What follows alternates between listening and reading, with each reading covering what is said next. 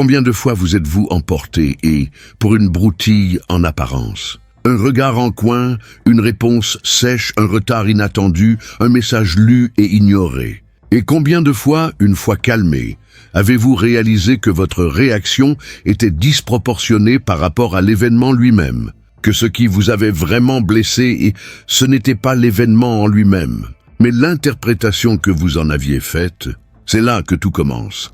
La colère ne naît pas des faits, mais de l'interprétation que nous en faisons. Ce n'est pas l'événement en lui-même qui nous déstabilise, mais le sens que nous choisissons de lui donner. C'est là l'une des grandes révélations de Spinoza. Il concevait l'esprit humain comme un créateur incessant d'images, d'idées et de jugements. Lorsqu'un événement survient, ce n'est pas le fait brut qui nous affecte, mais ce que notre esprit en construit. La colère est donc souvent une construction. Et si elle est une construction, elle peut être déconstruite. Imaginez que quelqu'un vous interrompe en pleine conversation. Objectivement, le fait est simple. Il y a eu interruption. Mais que se passe-t-il intérieurement? Peut-être que votre esprit s'emballe. Cette personne ne me respecte pas. Ou encore, elle cherche à me rabaisser. Et puis, sans vous en rendre compte, vous êtes déjà emporté, vous haussez le ton. Vous défendez une dignité que personne, en réalité, n'a bafouée. Elle a simplement été menacée selon votre interprétation. Cela ne signifie pas que les situations offensantes n'existent pas. Mais cela signifie qu'il y a une différence énorme entre ce qui se passe et la façon dont on l'interprète. La différence entre une réaction passagère et une réaction destructrice. C'est comme si la réalité extérieure passait d'abord par un filtre intérieur. Et ce filtre, constitué de souvenirs, de croyances, d'insécurité et d'ego, détermine si vous allez exploser ou rester serein. Vous ne réagissez pas au fait lui-même, mais à ce que vous en pensez. Et cette pensée vous appartient, peut-être pas dans la première seconde, mais certainement dans la suivante. Dès l'instant où vous vous rendez compte que vous commencez à vous irriter, il est déjà possible d'agir. Il est déjà possible de se demander « Que suis-je en train d'interpréter ?» Cette histoire que je me raconte a-t-elle un sens? Ou est-ce que je réagis à une vieille peur, à une douleur non résolue? Cette pause est le début de la liberté. Car lorsque vous croyez que le monde vous met en colère, vous devenez otage. Otage des attitudes d'autrui, des défaillances du système, des injustices du quotidien. Vous vivez sur le qui-vive, toujours prêt à vous défendre. Mais lorsque vous comprenez que la colère prend sa source en vous, dans la façon dont vous l'interprétez, vous retrouvez la capacité d'agir consciemment, de ne pas vous laisser abattre, et ça change tout, car la vie ne cessera jamais de vous mettre à l'épreuve. Il y aura toujours des retards, des malentendus, des mots mal choisis. Mais la façon dont vous réagissez à présent devient un choix, et non plus un réflexe conditionné. Spinoza disait que la liberté humaine commence lorsqu'on comprend les causes de ses émotions. Et la colère est l'une des plus puissantes. Elle surgit avec force, précipitation, avec l'impulsion d'attaquer, de se justifier, de corriger le monde de ses propres mains. Mais le plus souvent, elle n'améliore rien. Elle ne fait que hurler. Et après le hurlement, il ne reste que lassitude, regret, distance. La bonne nouvelle, c'est que cela peut changer. Non pas par la répression, mais par la compréhension. Vous n'avez pas besoin de vous forcer à ne rien ressentir. Il vous suffit de comprendre ce que vous ressentez et pourquoi. Lorsque cette prise de conscience s'installe, le temps vous revient. Le temps de respirer. Le temps de changer le cours des événements. Le temps d'observer ce qui se passe en vous. Car la colère n'est jamais uniquement liée à l'instant présent.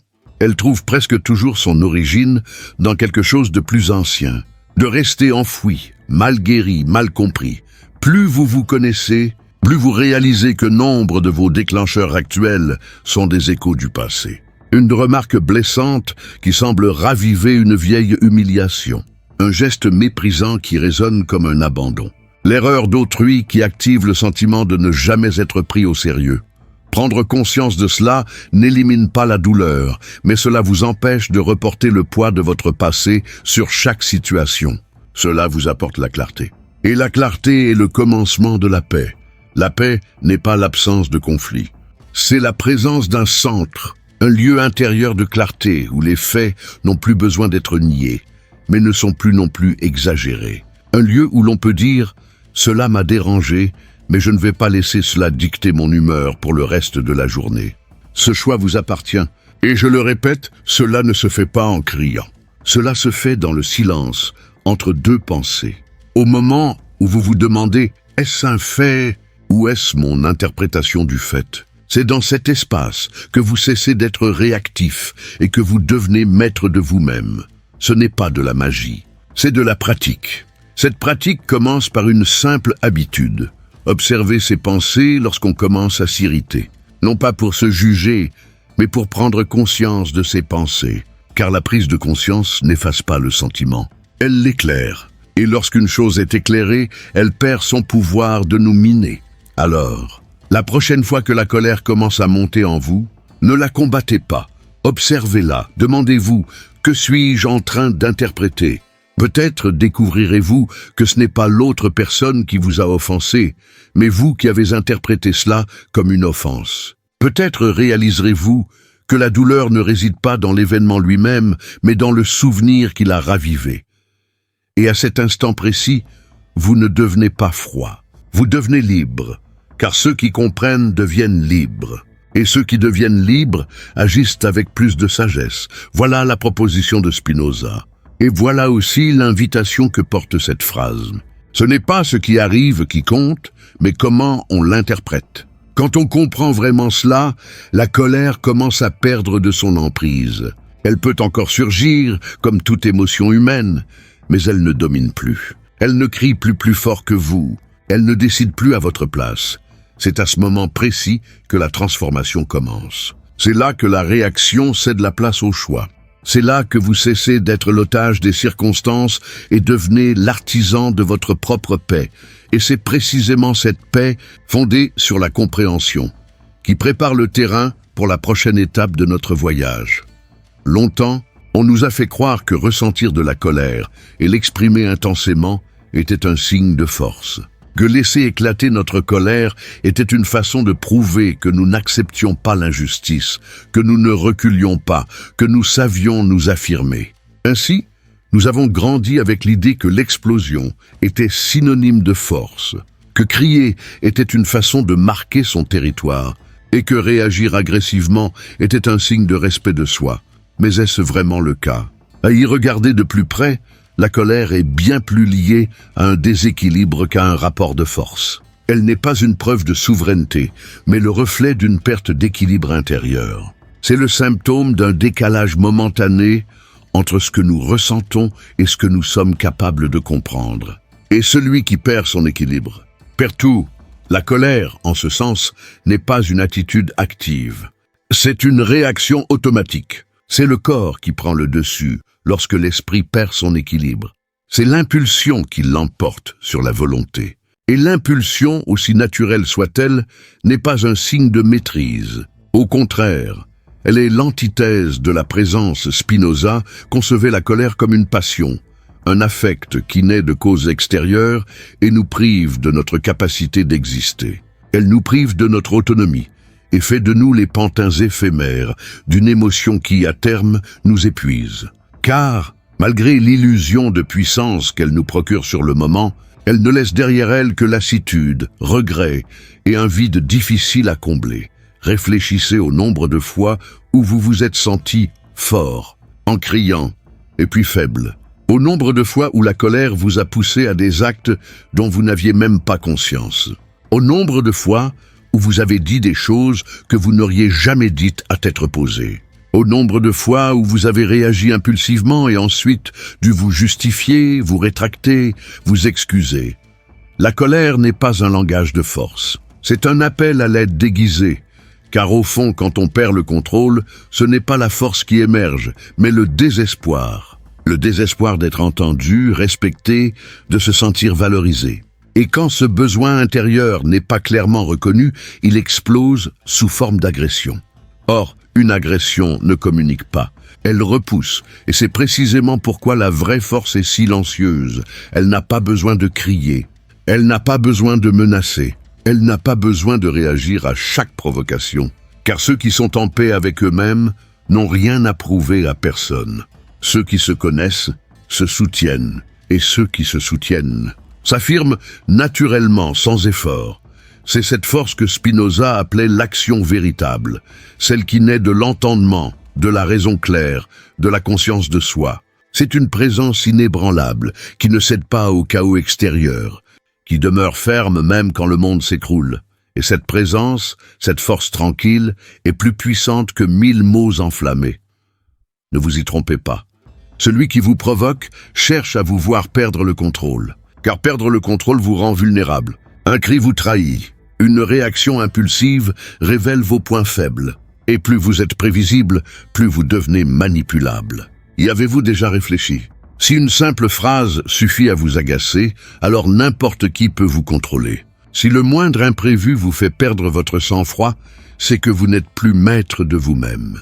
Et ce n'est pas de la force, c'est de la fragilité déguisée en explosion. Mais vous pouvez changer cela, vous pouvez commencer à vous observer avec plus d'honnêteté. Vous pouvez reconnaître les moments où vous êtes sur le point de céder à une impulsion et choisir une autre voie. Non pas pour refouler vos sentiments, mais pour empêcher qu'ils ne vous dominent. Car une émotion non exprimée se transforme en comportement. Et un comportement impulsif engendre presque toujours des conséquences. Ainsi, se répéter chaque jour, la colère n'est pas la force, c'est le déséquilibre, permet de préserver sa lucidité. C'est un rappel constant que le véritable pouvoir ne réside pas dans la rapidité de réaction, mais dans la pleine conscience de sa réponse. Il s'agit de respirer avant d'attaquer, de garder le silence avant de juger, d'attendre avant de décider. C'est dans cette attente, dans cet espace, que réside la sagesse. Et avec le temps, quelque chose change en vous. Vous devenez moins instable, moins prévisible, moins vulnérable émotionnellement à ce qui pourrait vous déstabiliser. Et avec cela, vous retrouvez quelque chose de rare, la maîtrise de soi. Et c'est là que réside la véritable force. Elle n'est pas bruyante. Elle n'a pas besoin de se faire remarquer. Elle se manifeste par la sérénité, par un regard qui ne flanche pas face à la provocation, par une posture qui ne fléchit pas face à l'offense, par un silence qui n'est pas passivité, mais présence consciente. Cette force est magnétique, et quiconque la cultive devient peu à peu une présence inébranlable. Mais cela ne se fait pas du jour au lendemain. C'est un exercice, une habitude, un choix à renouveler chaque jour, dans chaque situation, à chaque pensée. Et plus on pratique, plus on réalise qu'il est possible de vivre sans utiliser la colère comme une arme.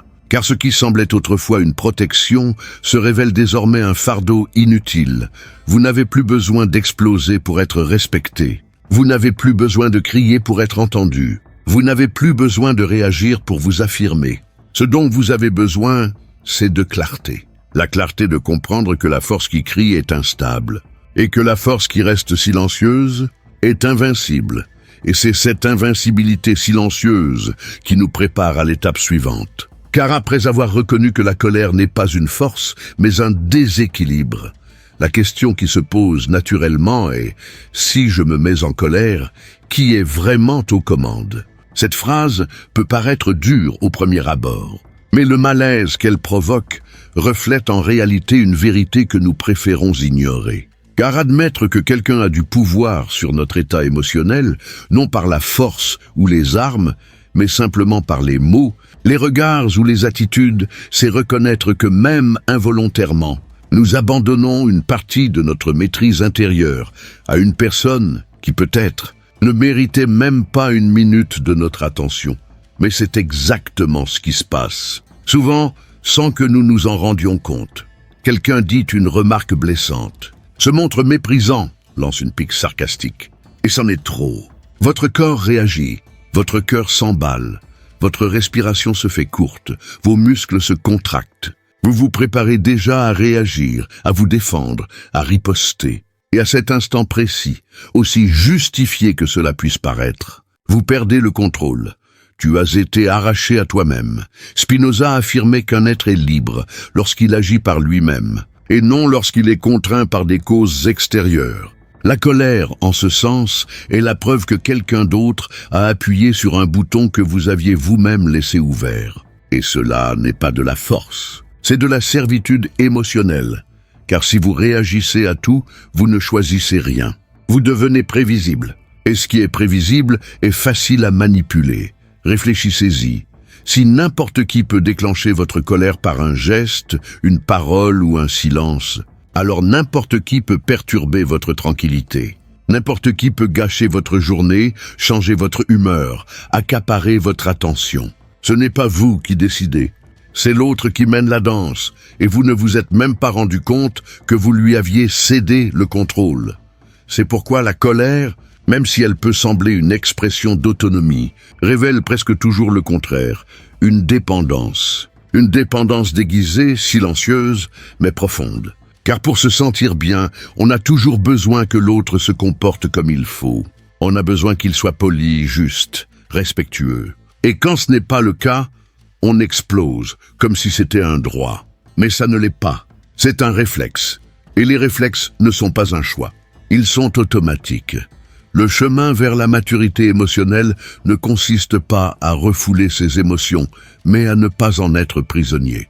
Il ne s'agit pas de faire comme si rien ne nous affectait, mais de ne pas se laisser abattre par tout.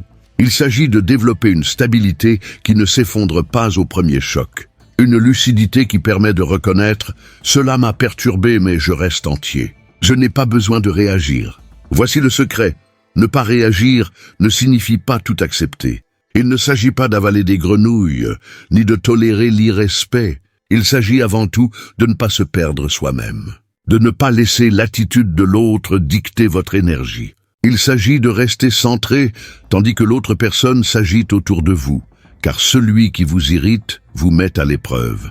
Mais il ne vous contrôle que si vous le lui permettez, et cette permission est souvent inconsciente. Elle découle de vieux schémas, de blessures encore vives, d'attentes inavouées. Une provocation extérieure trouve un point faible en vous et le déclenche, comme un interrupteur. Et alors, vous réagissez. Mais plus vous vous connaissez, moins vous laissez de vulnérabilités exposées. Plus il est difficile de vous déstabiliser. Plus il est rare de vous faire sombrer. Et lorsque cela arrive, une force puissante se met en place.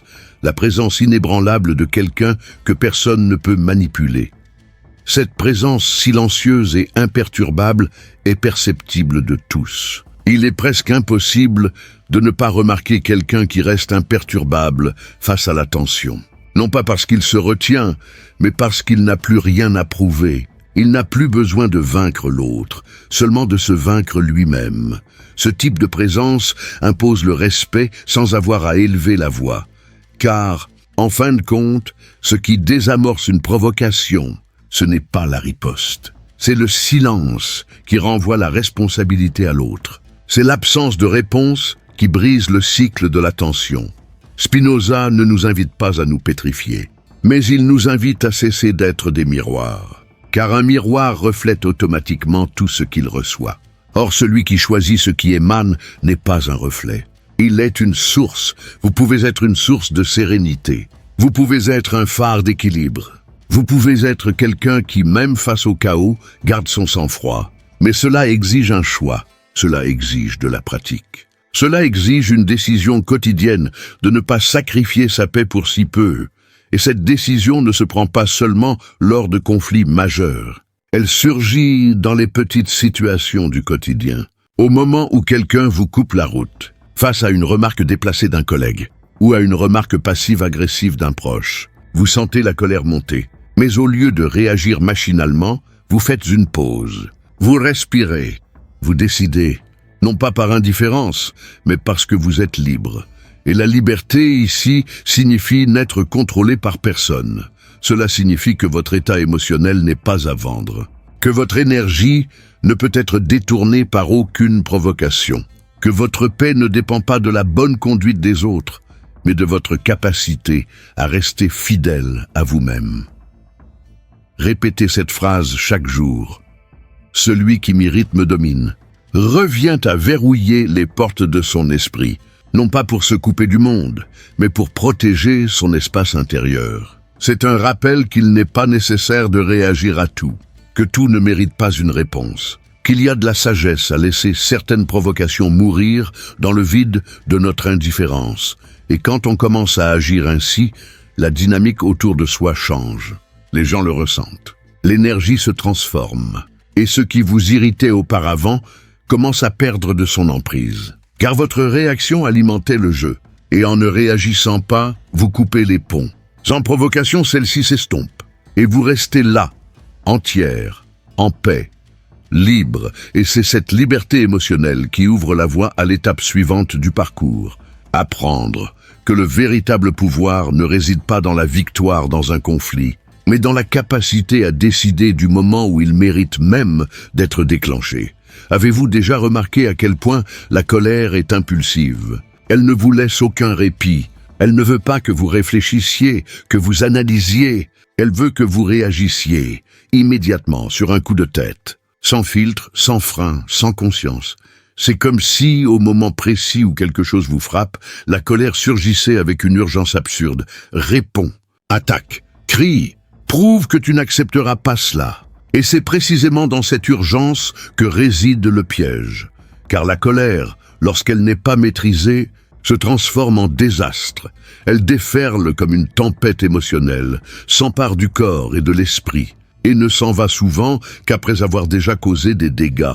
Et que reste-t-il? Des regrets, un vide, la question muette. Pourquoi ai-je dit ça? Ou pourquoi ai-je agi ainsi? Spinoza affirmait que les êtres humains sont libres lorsqu'ils agissent par eux-mêmes, et non lorsqu'ils réagissent impulsivement. Et la différence entre action consciente et réaction automatique commence précisément là, dans la pause.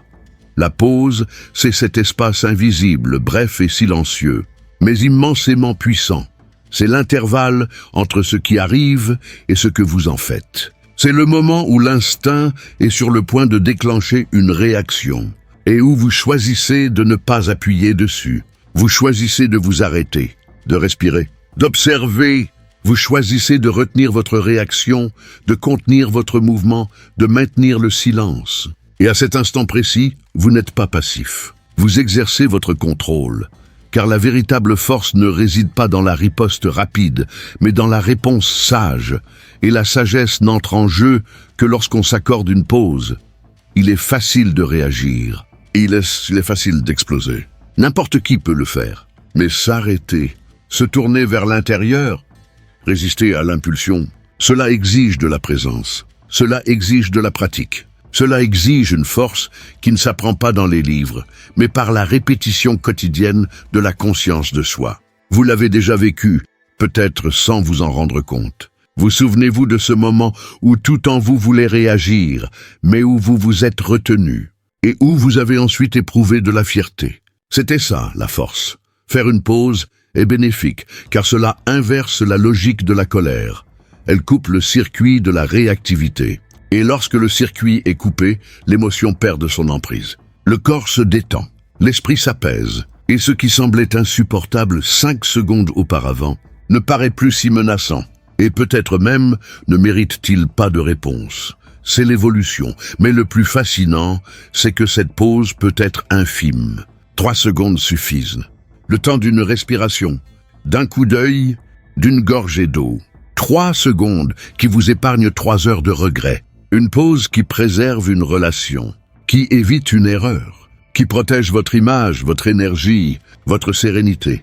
Et plus vous pratiquez cette pause, plus vous vous rendez compte que vous sortez du pilotage automatique. Vous devenez moins instable, moins sensible aux provocations. Vous vous protégez, non pas avec des murs, mais avec de l'espace.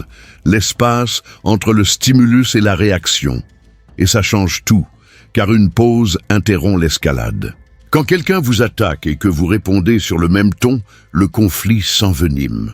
L'un crie, l'autre crie encore plus fort. Mais si, dans ce moment de tension, vous faites une pause, vous changez le cours de la conversation. Vous empêchez la tension de monter encore. Et à cet instant précis, l'autre personne ressent aussi l'impact de votre présence. Car elle s'attendait à une confrontation et elle a trouvé le silence. Elle attendait une réaction. Et elle a trouvé la fermeté. Voilà l'impact. C'est comme un art martial de l'âme. On ne riposte pas. On absorbe, on redirige, on transforme. Et plus on pratique, et plus on réalise, il n'y a pas de victoire plus puissante que de ne pas se laisser déposséder de soi-même. La pause est votre forteresse invisible. Cela ne signifie pas que vous devez toujours rester silencieux. Cela ne signifie pas que vous devez tout accepter. Cela signifie simplement que vous devez choisir le bon moment, le bon mot, le bon ton. Car vous ne cherchez pas seulement à avoir raison, mais aussi à préserver ce qui vous est le plus précieux, votre lucidité, votre cohérence, votre liberté. Et la liberté émotionnelle signifie ne pas être esclave des stimuli. C'est être capable de sentir la colère monter et de décider malgré tout comment la gérer. C'est être provoqué et rester entier. C'est entendre des critiques injustes et choisir si elles méritent ou non une réponse. Et parfois, le plus grand pouvoir réside précisément dans le fait de ne pas répondre, non pas pour fuir, mais pour éviter d'attiser le feu. Non pas pour se cacher, mais pour préserver. Car bien des provocations s'éteignent dans le silence. Bien des disputes s'apaisent d'un souffle. Bien des conflits sont évités par une simple pause. Imaginez, et si vous pratiquiez ce pouvoir chaque jour, non pas avec rigidité mais avec présence. Dans la circulation, dans une file d'attente, à la maison, au travail, quand quelqu'un s'énerve, quand quelque chose vous frustre, quand une parole vous blesse, arrêtez-vous. N'agissez pas sous le coup de l'émotion. Attendez que votre conscience soit plus sereine. Respirez, observez, décidez. Car ce que vous taisez aujourd'hui pourrait bien vous préserver la tranquillité demain. Ce à quoi vous ne répondez pas maintenant pourrait bien être ce qui consolide tout un pont. Faire une pause, ce n'est pas ne pas répondre, c'est s'installer. Et quand on commence à agir comme ça, quelque chose change. D'abord à l'intérieur, puis à l'extérieur, vous devenez moins vulnérable au chaos ambiant, moins manipulable, moins influençable, et plus centré, plus ferme, plus lucide. Et alors la pause cesse d'être une simple technique et devient un état d'être, un état où la colère ne vous submerge plus, où l'impulsion palpite sans vous dominer, où l'émotion est ressentie sans vous gouverner. Et dans cet état, la vie se réorganise autour de votre nouvel équilibre, un centre calme, fort et paisible. Et c'est précisément à partir de ce centre que nous pouvons franchir l'étape suivante, comprendre que ce qui vient de l'extérieur ne vous a jamais appartenu. Leurs paroles vous dérangent, leurs actes vous perturbent, leurs omissions vous blessent. Vous passez votre temps à tenter d'adapter le monde extérieur pour trouver la paix intérieure. Et sans vous en rendre compte, vous vous engagez dans un jeu impossible à gagner, car plus vous essayez de contrôler ce qui est hors de votre portée, plus vous vous sentez impuissant, frustré et vulnérable. Et cette frustration accumulée se transforme en colère, une tentative désespérée de s'emparer par la force d'un contrôle que, en réalité, vous n'avez jamais eu. Et si vous acceptiez, une fois pour toutes, cette vérité simple et libératrice, ce qui vient de l'extérieur ne vous appartient pas. Cela ne vous a jamais appartenu. Les mots, les gestes, les silences, les regards en coin, les jugements hâtifs, les insultes proférées à votre encontre, tout cela n'est qu'une projection de l'autre personne. C'est le reflet de son histoire, de son passé, de son état émotionnel. Cela n'a rien à voir avec vous, mais lorsque vous croyez le contraire, c'est là que la souffrance commence. Spinoza nous rappelle que tout dans l'univers obéit à sa propre nécessité. Les choses arrivent parce qu'elles doivent arriver ainsi. Les gens agissent selon leurs capacités, avec les ressources et la compréhension dont ils disposent. S'attendre à ce que le monde se plie à nos désirs est la garantie d'une irritation constante. Vous aspirez peut-être au respect, mais vous ne pouvez pas contrôler qui vous respecte. Vous désirez peut-être être compris, mais vous ne pouvez forcer personne à comprendre. Vous recherchez peut-être la justice, mais vous ne pouvez pas garantir qu'elle vous sera rendue. Ce que vous pouvez toujours faire, c'est décider comment vous réagirez face à ce qui se présente. Et c'est là que réside la véritable liberté. La plupart de nos colères proviennent d'un malentendu fondamental. Nous croyons que le monde devrait se conformer à nos schémas de pensée, que les gens devraient se comporter comme nous le jugeons juste, que les choses devraient se dérouler comme nous l'imaginons. Mais le monde n'est pas là pour répondre à nos attentes. Il est, tout simplement. Et quiconque tente de le changer par la force en subit les conséquences.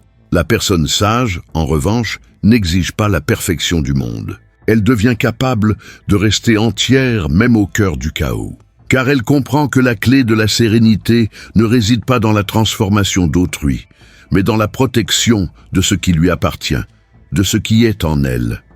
Imaginez une tempête. Vous pouvez crier après la pluie, vous emporter contre le vent, vous indigner du tonnerre. Rien de tout cela ne changera la météo. Mais si vous ouvrez un parapluie ou si vous vous abritez en silence, vous préservez votre intégrité. Il en va de même pour les tempêtes émotionnelles. Vous n'avez pas besoin de contrôler la météo. Il vous suffit d'éviter de vous noyer. Ce qui est extérieur ne vous appartient pas.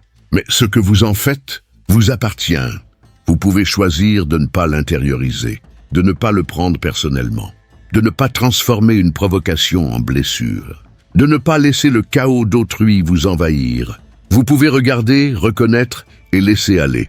Bien sûr, cela demande de la pratique. Cela demande une bonne connaissance de soi.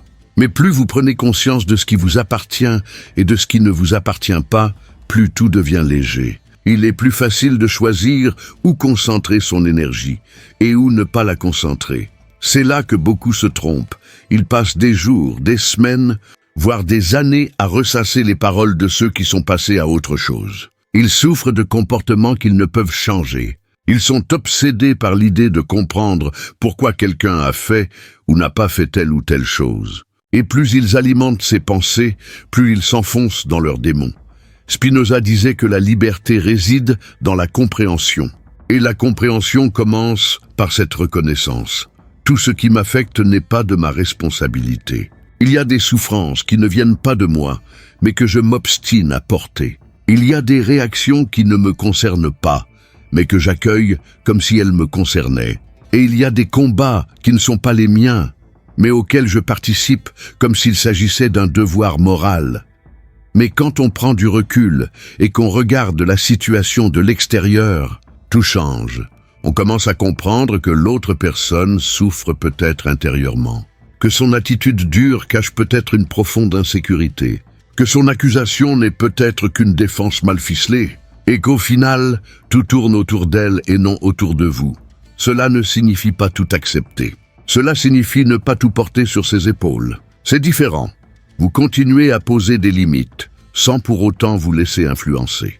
Vous pouvez dire non, sans colère, vous éloigner sans ressentiment, exprimer votre désaccord sans chercher à convaincre l'autre. Car vous ne cherchez plus à dominer le monde extérieur. Vous vous concentrez sur l'harmonie de votre monde intérieur. Et quand on agit ainsi, on se rend compte que la vie s'allège. Qu'on souffre moins, qu'on s'irrite moins. Car on comprend que la provocation ne trouve sa place que lorsqu'elle trouve un écho. Sans écho, elle s'évanouit. Avec écho, elle s'accroche. Et alors, la souffrance commence. Combien de fois, par exemple, vous êtes-vous mis en colère parce que quelqu'un vous a manqué de respect, alors qu'au fond, ce qui vous blessait, c'était votre propre manque de confiance en vous? La provocation extérieure a ravivé une blessure intérieure. Et c'est pourquoi elle était si vive. La solution ne réside donc pas dans le silence de l'autre, mais dans la guérison de la blessure qui l'a touché. C'est là que la philosophie de Spinoza rejoint la pratique de la véritable liberté. Seuls ceux qui prennent soin de leur propre monde intérieur peuvent vivre en paix dans un monde en perpétuel mouvement. Ce qui est extérieur ne vous appartient pas. Gardez cette phrase comme un bouclier. Utilisez-la dans les petites situations du quotidien. Quand quelqu'un se comporte mal, quand les choses dégénèrent, quand un plan tombe à l'eau. Dites-vous, ce n'est pas moi qui décide. Et observez comment la colère s'apaise, comment la paix s'installe, comment vous retrouvez votre équilibre. Et plus vous pratiquez cela, plus vous vous protégez sans vous replier sur vous-même. Plus vous vous affirmez sans vous perdre. Plus vous vivez sans être dominé. Et lorsque cet état devient naturel, l'étape suivante se présente. Regardez la colère d'un œil froid et se demander « Vaut-elle vraiment le prix qu'elle exige ?» Dès que la colère apparaît, tout semble justifier sa présence. Elle arrive avec force, à juste titre, avec fureur. Elle vous convainc que le moment est venu de vous affirmer, de défendre vos limites, de montrer que vous ne tolérerez aucun manque de respect. Et pendant quelques minutes, vous croyez même y gagner quelque chose. Un sentiment de contrôle, un soulagement, un plaisir éphémère. Mais quand la chaleur retombe, quand le sang se refroidit et que le silence revient, que reste-t-il? Ce qui demeure, c'est l'épuisement. Ce qui demeure, c'est la tension dans le corps. Ce qui demeure, c'est le regret des mots prononcés trop vite. Ce qui demeure, c'est le souvenir du visage de l'autre, son expression choquée, le lien peut-être brisé. Ce qui demeure, c'est le vide qui suit toujours une explosion. Et alors, vous commencez à comprendre, la colère ne rapporte pas grand-chose. Très peu. Mais elle a un coût élevé. Elle vous vole votre énergie, sabote vos relations, détruit votre image et ternit votre intégrité. Et qui gagnez-vous? Quelques secondes de répit, une illusion de force. Une victoire qui, au fond, ne vaut rien car elle repose sur la perte de votre sérénité. Spinoza dirait qu'une émotion née de la passivité, de la réaction, de l'automatisme, n'est pas la véritable force. C'est le désordre. Et là où règne le désordre, il y a fragilité. La colère, en ce sens, est l'illusion du pouvoir. C'est l'apparence du pouvoir qui masque, au plus profond de soi, un déséquilibre que l'on n'a pas encore affronté. Et le prix à payer est toujours plus élevé que ce que l'on imagine. Pensez au nombre de fois où vous avez quitté une dispute en vous disant « J'avais raison, mais je me sens quand même mal ».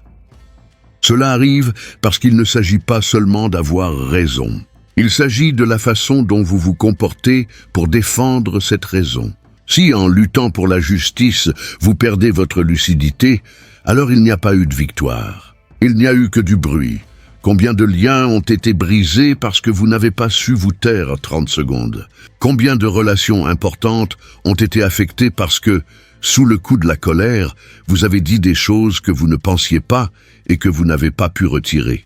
Combien d'opportunités ont été gâchées parce que vous avez choisi l'impulsion plutôt que la conscience? C'est pourquoi le prix de la colère ne se mesure pas seulement à l'instant présent, mais aussi aux conséquences qu'elle engendre. Et cela vaut aussi bien pour les grands problèmes que pour les situations les plus anodines. Une remarque désobligeante qui dégénère en dispute. Un petit désaccord qui se transforme en conflit émotionnel. L'erreur d'autrui qui alimente toute une journée de ressentiment. La colère ne résout rien. Elle ne fait qu'aggraver les choses. Avez-vous déjà remarqué comment cela s'auto-alimente? Plus vous repensez à ce qui vous a offensé, plus la colère grandit. Elle exige des souvenirs, elle exige des répétitions. Elle veut que vous alimentiez le récit. Et vous le faites. Vous repassez le dialogue dans votre tête. Vous imaginez des réponses que vous n'avez pas données. Vous inventez des justifications pour entretenir la haine. Et ce faisant, vous devenez prisonnier d'un feu que vous entretenez vous-même. Le prix à payer, votre énergie vitale, votre clarté mentale, votre stabilité émotionnelle. De plus, la colère peut vous priver de l'un des biens les plus précieux de la vie, le temps. Le temps que vous passez à ressasser le passé. Le temps que vous gaspillez à essayer de réparer les dégâts. Le temps que vous pourriez investir dans la création, l'épanouissement, la vie. La colère vous ramène au passé. Elle vous enferme dans la souffrance. Elle vous coupe du présent. Et quand on s'en rend compte, les jours ont déjà passé. Les mois, les années. Et le pire, on ne se souvient même plus de la raison initiale. Mais le poids de la situation continue d'en peser. C'est pourquoi la colère est un piètre négociateur. Elle offre toujours peu et exige tout. Spinoza ne niait pas l'existence des émotions. Il ne vous incitait pas à devenir insensible. Sa proposition était bien plus profonde. Comprendre l'origine des émotions pour ne plus en être esclave. Et quand on comprend la colère, on s'aperçoit qu'elle n'est presque jamais dirigée contre l'autre. Elle vient de l'intérieur, de quelque chose qu'on n'a pas vu, qu'on n'a pas guéri, qu'on n'a pas compris. Elle découle de notre difficulté à accepter ce qu'on ne peut contrôler, de nos attentes quant au comportement d'autrui, de notre besoin de reconnaissance, de respect, de justice. Mais si vous essayez de résoudre tout cela en criant, vous perdrez plus que vous ne gagnerez. La colère peut sembler un raccourci, mais au final, c'est toujours un chemin plus long et plus solitaire, car ceux qui explosent constamment finissent par se replier sur eux-mêmes. On s'isole, les gens se lassent, ils se replient sur eux-mêmes, ils se protègent. Et vous, sans même vous en rendre compte, vous commencez à vivre entouré de murs que votre propre colère a érigés. Toute chaleur se transforme en distance. Toute force devient attitude défensive. C'est pourquoi la clarté d'esprit est si importante. C'est ce qui vous donne la possibilité de vous arrêter avant le point de non-retour, de peser le pour et le contre, de vous demander honnêtement, si je craque maintenant, qu'est-ce que j'y gagnerai vraiment? Et plus encore, suis-je prêt à en payer le prix? La plupart du temps, la réponse sera non, et non pas par faiblesse, mais parce que vous avez enfin compris que votre paix a plus de valeur. Votre présence a plus de valeur. Votre conscience a plus de valeur. C'est là que le déclic se produit. Quand on comprend qu'on n'a pas besoin de réagir pour se protéger, qu'on peut poser des limites sans hausser le ton, qu'on peut dire « ça suffit » sans se couper de soi-même, qu'on peut défendre ses convictions avec fermeté et douceur, sans perdre son équilibre. Voici le nouveau rapport coût-bénéfice que vous apprenez à rechercher. Dépenser de l'énergie là où il y a construction et non là où il y a destruction.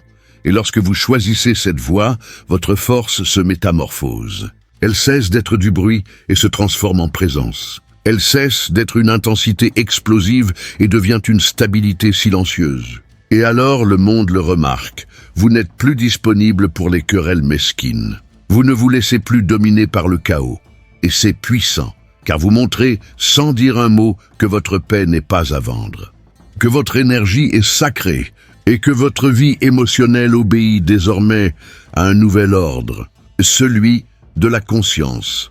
Et c'est précisément cette prise de conscience qui nous prépare à l'étape finale, reconnaître que ne pas réagir à la colère n'est pas une faiblesse, c'est la forme la plus élevée de souveraineté. Longtemps, nous avons cru que le silence était une forme de soumission, que ne pas répondre était un signe de faiblesse, que rester calme était un signe de peur ou de passivité. Mais cette vision, bien que répandue, est aujourd'hui totalement erronée, car la véritable faiblesse, c'est de perdre le contrôle de soi-même. La faiblesse, c'est exploser sans réfléchir. C'est agir sur un coup de tête. C'est laisser le ton de la voix d'autrui dicter son comportement. C'est abandonner sa tranquillité à quelqu'un qui ne l'a pas mérité. C'est cela la soumission émotionnelle, où l'on devient l'otage du monde extérieur. Spinoza nous rappelle que la liberté consiste à agir selon sa propre essence. C'est être guidé par sa voix intérieure, et non se laisser entraîner par tout ce qui vient de l'extérieur. Et lorsque l'on réagit sous le coup de l'émotion, on n'agit pas. On obéit simplement à un ordre qui n'est pas le nôtre. Vous ne choisissez pas, vous êtes choisi. Mais lorsque vous choisissez de ne pas réagir, lorsque vous retenez vos paroles blessantes, lorsque vous prenez une profonde inspiration et gardez un regard fixe, vous ne reculez pas. Vous occupez votre place. Vous affirmez sans le dire que votre paix est une décision, non un réflexe. Et ça, c'est la souveraineté. Le roi ne crie pas au milieu de la foule. Il ne descend pas de son trône pour argumenter. Il n'a pas besoin de prouver son pouvoir. Sa force réside dans son attitude, dans son regard, dans son silence. Et vous aussi, vous pouvez vivre ainsi, non pas au-dessus des autres, mais au-dessus du chaos qui vous entourait auparavant. Être souverain, c'est être inaccessible à la manipulation émotionnelle. C'est voir quelqu'un tenter de vous provoquer et ne pas réagir. C'est voir quelqu'un essayer de vous déstabiliser et rester inébranlable. C'est devenir un roc là où il n'y avait que du sable. C'est découvrir que la force que vous cherchiez à l'extérieur était toujours en vous. Mais cela ne se fait pas du jour au lendemain. Réagir est une habitude, une addiction, un réflexe automatique, un automatisme que le corps et l'esprit connaissent déjà. C'est pourquoi, au début, choisir le silence paraît impossible. Cela semble inconfortable. Mais avec le temps, on réalise que le malaise ne vient pas du silence lui-même, mais de cette dépendance à la réaction constante qu'on a développée. Tu pensais devoir te justifier constamment, avoir toujours quelque chose à dire, exprimer ton opinion. Mais ce dont tu avais vraiment besoin, c'était de retrouver ton équilibre, car le centre est l'endroit où rien ne vous déstabilise. Vivre à partir de ce centre, c'est comprendre que le monde continuera de vous provoquer, de vous mettre à l'épreuve et de vous pousser dans vos retranchements. mais que vous n'êtes plus obligé de réagir de la même manière. Vous n'êtes pas là pour gagner des débats. Vous êtes là pour vous conquérir vous-même. Chaque fois que vous choisissez de ne pas réagir, vous vous éloignez un peu plus du cycle. Le cycle du drame, de la culpabilité et de la répétition. Vous devenez moins instable, moins disponible, moins influençable. Et plus entier, plus lucide, plus libre. Vous réalisez que vous n'avez plus besoin de gagner. Vous avez juste besoin de préserver votre énergie, votre concentration, votre équilibre. Car au final, ce qui vous permet de tenir bon, ce n'est pas le dernier mot, c'est le dernier choix. Et le choix le plus puissant que vous puissiez faire, c'est de ne pas rendre la pareille à ce qui vous a blessé. Nul besoin de riposter pour être fort. Nul besoin de crier pour se faire entendre. Nul besoin d'attaquer pour se protéger. La force silencieuse qui réside en vous est bien plus puissante que n'importe quelle réaction préparée. Et cela devient évident avec le temps. Les gens autour de vous commencent à vous regarder différemment. Ils perçoivent un changement, une différence dans vos réactions. Que vous ne réagissez plus avec la même passion. Qu'en vous, quelque chose est plus stable, plus calme, plus ancré. Et sans pouvoir l'expliquer, ils commencent à vous respecter davantage. Parce que le monde respecte ceux qui ne perdent pas le contrôle. Respectez ceux qui ne s'engagent pas dans tous les combats. Ceux qui ne se laissent pas influencer par chaque parole. Ceux qui choisissent leur propre bataille. Et plus encore, ceux qui choisissent de les gagner de l'intérieur. Ne pas réagir n'est pas une défaite, c'est reprendre le contrôle. C'est gagner du temps. C'est y voir plus clair. Il s'agit de cesser d'être un personnage guidé par les émotions des autres et de redevenir l'auteur de sa propre histoire. Une histoire non pas écrite à coups de cris, mais par des décisions conscientes. Une histoire où l'on n'est plus victime du chaos, mais créateur d'ordre. Et cette commande commence par un choix simple. Je n'ai pas besoin de répondre à tout. Vous commencez à réserver votre parole à ce qui compte vraiment. Votre énergie à ceux qui la méritent vraiment. Votre temps à ce qui vous enrichit. Car vous avez enfin compris, la souveraineté n'est pas un titre, c'est un état d'esprit. Et cette attitude commence lorsque vous décidez que personne d'autre n'aura le pouvoir de vous déloger de votre place. Quand on choisit de répondre et non de réagir. Lorsque vous choisissez d'observer plutôt que d'absorber. Quand on choisit d'agir avec lucidité et non par impulsion.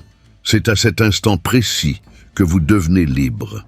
Non pas parce que vous avez cessé de ressentir, mais parce que vous avez cessé d'obéir. Maintenant que ce voyage vous a mené jusqu'ici, vous pouvez vous retourner et contempler le chemin parcouru. La colère n'est plus la même. Elle peut encore ressurgir, certes, mais vous ne vous y soumettez plus. Vous ne cédez plus votre place. Vous ne sacrifiez plus votre paix pour un instant de colère. Vous comprenez. Et cette compréhension est le premier pas vers une vie où le silence est force, le calme un bouclier et le choix vous appartient. Si ce message a trouvé un écho en vous, si à un moment donné vous avez senti que quelque chose avait changé en vous, même légèrement, ne laissez pas ce sentiment s'estomper. Cliquez sur « J'aime », non seulement pour soutenir la chaîne, mais aussi pour affirmer ce choix envers soi-même. Le choix de ne plus être guidé par la colère, mais par la conscience. Inscrivez-vous dès maintenant et poursuivez ce cheminement avec moi. Ici, vous n'apprendrez pas seulement à moins réagir, mais à vivre davantage. À retrouver votre sérénité, à fortifier votre esprit et à devenir une personne qui, même au cœur du chaos, reste entière. Et si vous connaissez quelqu'un qui vit dangereusement, qui explose intérieurement et s'en veut ensuite, partagez cette vidéo avec cette personne. Parfois, une simple réflexion peut changer le cours d'une vie.